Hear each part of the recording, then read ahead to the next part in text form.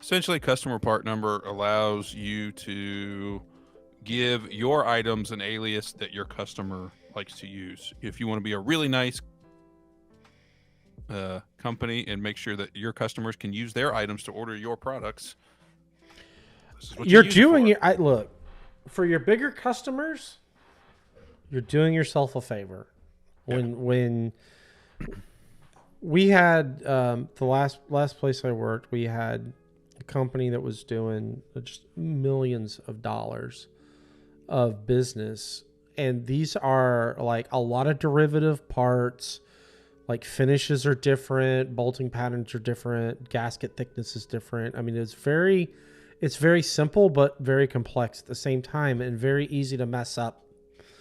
And so we took the time to put all of those customer part numbers in, because then it was like, oh, I receive a PO and I key in exactly what's on this piece of paper and it works. And if it doesn't work, that means we know it's a part we've never seen before and we can deal with that, you know? And you can import them too. This is just the way to do them one at a time. You cannot mass delete them though without a special custom made tool that somebody could make for you if you would like. All right, so their item ID is going to be, I don't know, just test washer. There you go. And then our item ID is B&D 001, oops, 01991-00. Done. Yep. And if you enter an order as test washer, it'll pull that item up, but below it will have a note. By default, it has, was it called ordered as or placed as? Ordered as, yeah. Ordered as. It'll just have a little label underneath the item, so that way your customer can look and go, I don't know what BD. Oh, it's test washer. Now I have to bring this up because we wouldn't be doing justice if I didn't bring it up, but there is actually a customer part number notepad. Why wouldn't you just make the notes available in the other screen? Yeah. I feel like that's a soapbox I've already been on at some point. Make the notes available in the place that I'm creating the things. Just saying.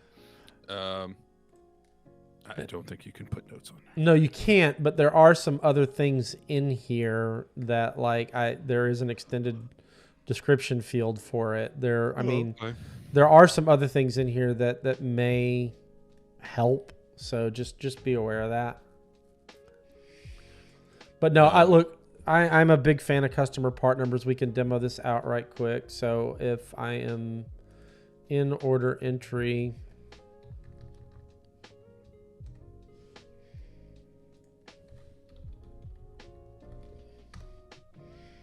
and the part number immediately flips.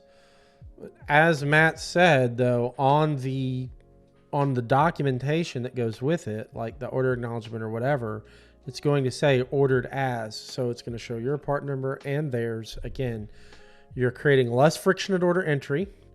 You're creating less friction at your customer's accounts payable level. These are all good things. So I know it takes time to set them up. It definitely takes time to maintain them. But I think there's a lot of instances where, for lack of a better metaphor, the juice is worth the squeeze.